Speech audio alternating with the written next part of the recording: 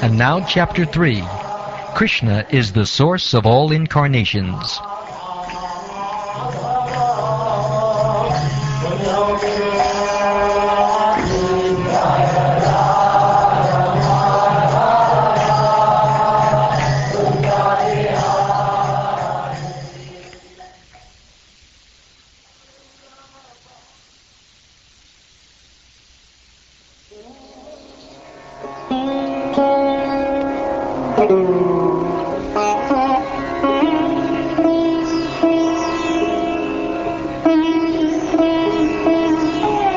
Suta said, "In the beginning of the creation, the Lord first expanded himself in the universal form of the Purusha incarnation, and manifested all the ingredients for the material creation.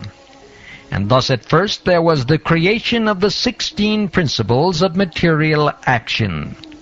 This was for the purpose of creating the material universe.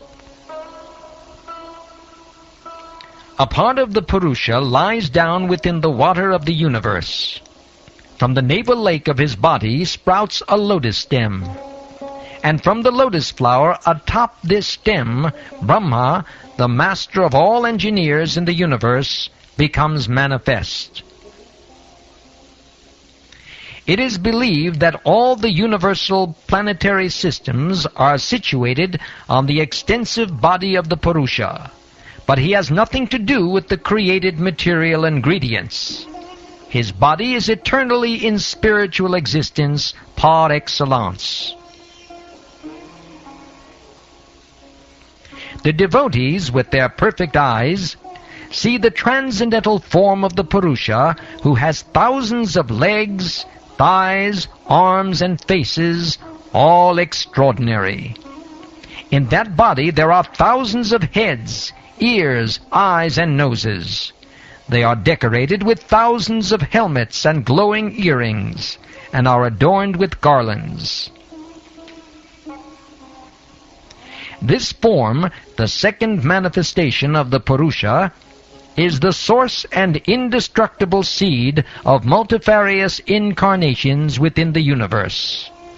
From the particles and portions of this form, different living entities, like demigods, men, and others, are created.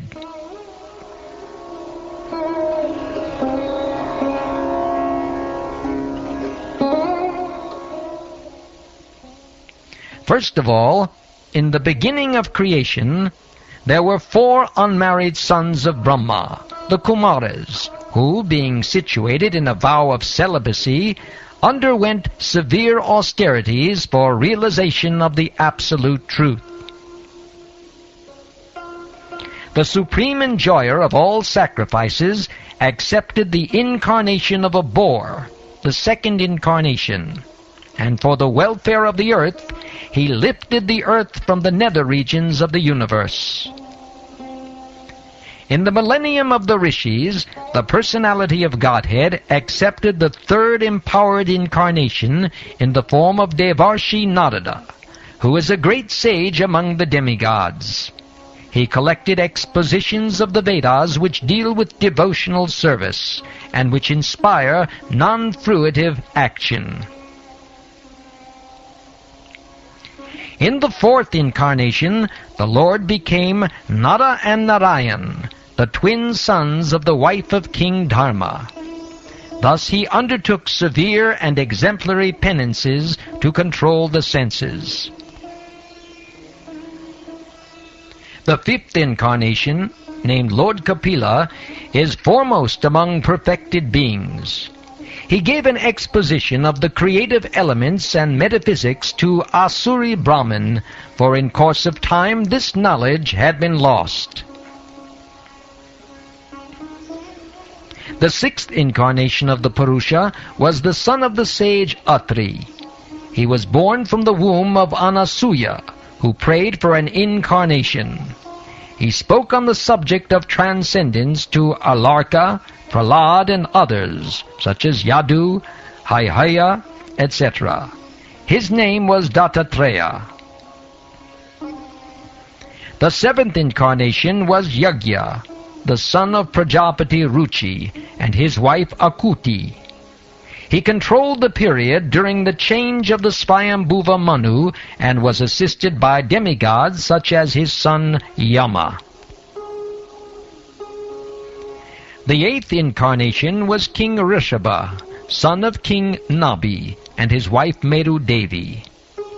In this incarnation, the Lord showed the path of perfection, which is followed by those who have fully controlled their senses and who are honored by all orders of life.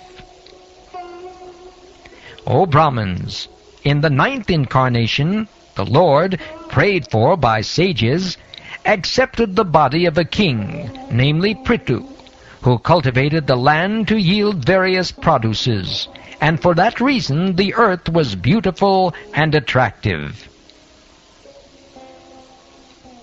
When there was a complete inundation after the period of the Chakshusha Manu, and the whole world was deep within water, the Lord accepted the form of a fish and protected Vaivasvata Manu, keeping him up on a boat.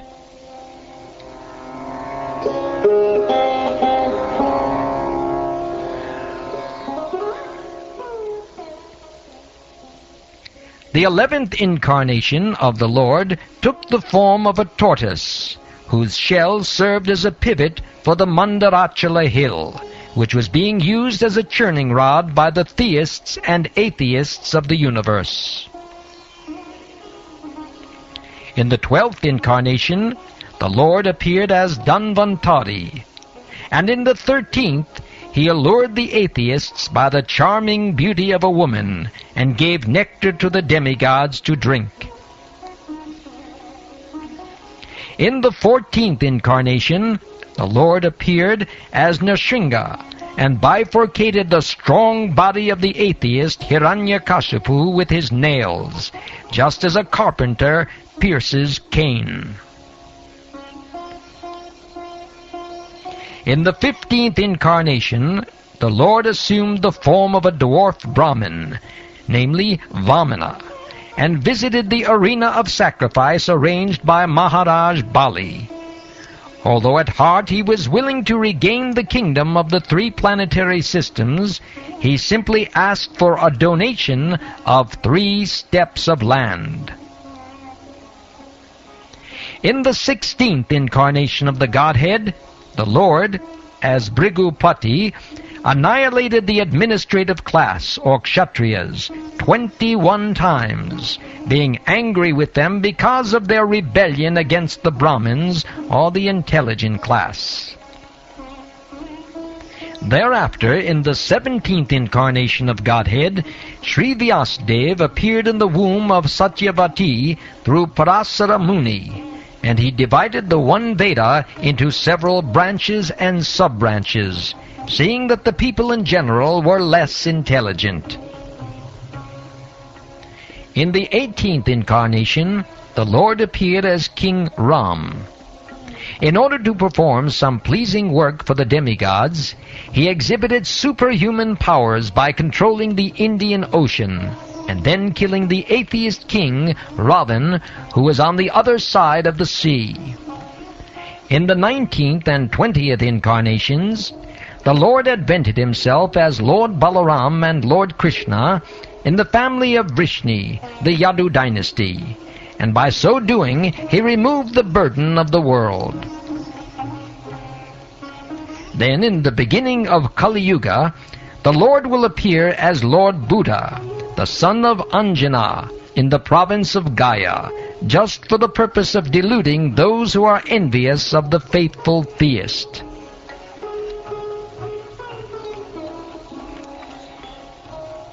Thereafter, at the conjunction of 2 yugas, the Lord of the creation will take his birth as the Kalki incarnation and become the son of Vishnu Yasha. At this time, the rulers of the earth will have degenerated into plunderers.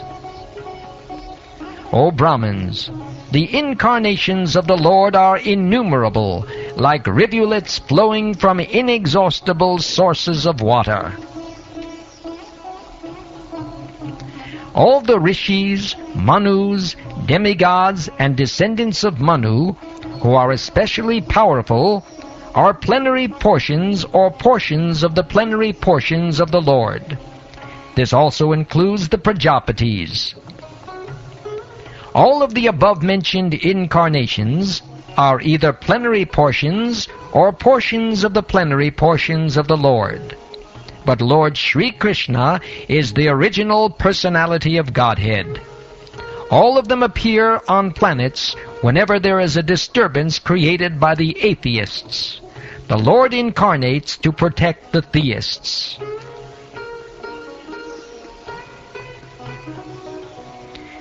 Whoever carefully recites the mysterious appearances of the Lord with devotion in the morning and in the evening gets relief from all miseries of life. The conception of the Virat universal form of the Lord as appearing in the material world is imaginary. It is to enable the less intelligent and neophytes to adjust to the idea of the Lord's having form. But factually, the Lord has no material form. Clouds and dust are carried by the air, but less intelligent persons say that the sky is cloudy and the air is dirty. Similarly, they also implant material bodily conceptions on the spirit's self. Beyond this gross conception of form is another subtle conception of form, which is without formal shape and is unseen, unheard, and unmanifest. The living being has his form beyond this subtlety, otherwise he could not have repeated births. Whenever a person experiences, by self-realization, that both the gross and subtle bodies have nothing to do with the pure self, at that time he sees himself as well as the Lord. If the illusory energy subsides and the living entity becomes fully enriched with knowledge by the grace of the Lord, then he becomes at once enlightened with self-realization, and thus becomes situated in his own glory. Thus, learned men describe the births and activities of the unborn and inactive, which is undiscoverable even in the Vedic literatures. He is the Lord of the heart.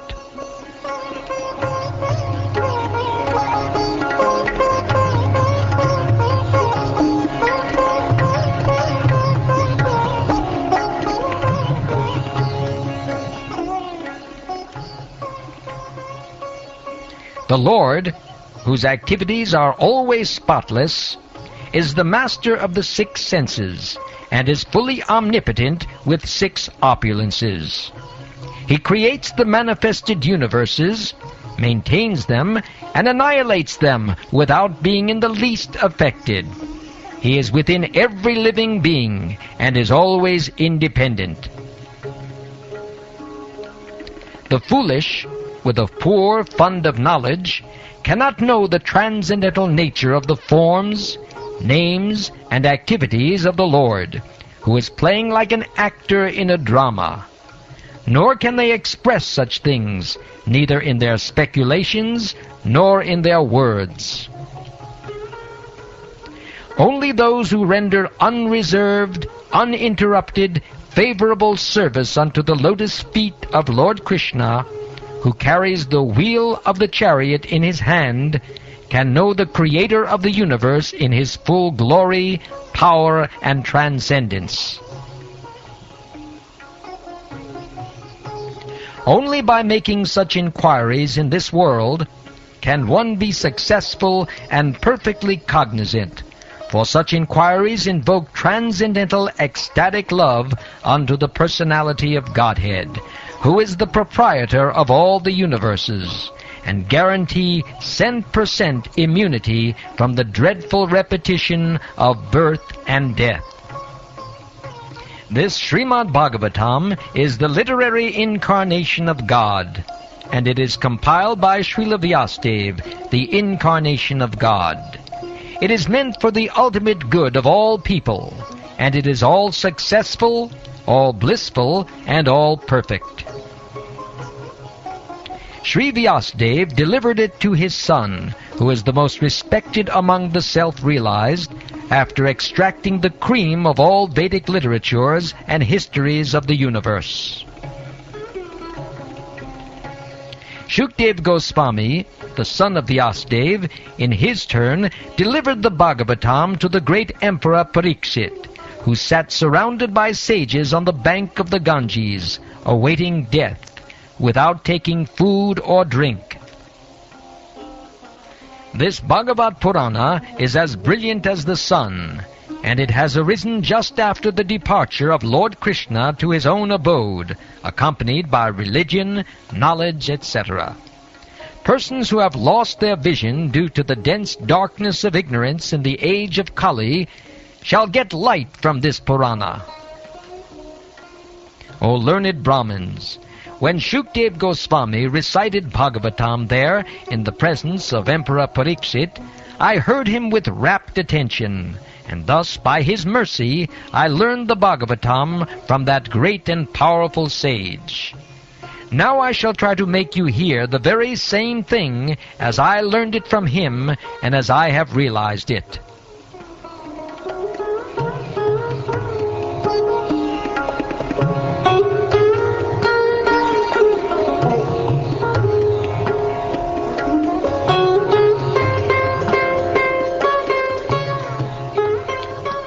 Thus ends the third chapter of the first canto of the Srimad Bhagavatam, entitled Krishna is the Source of All Incarnations.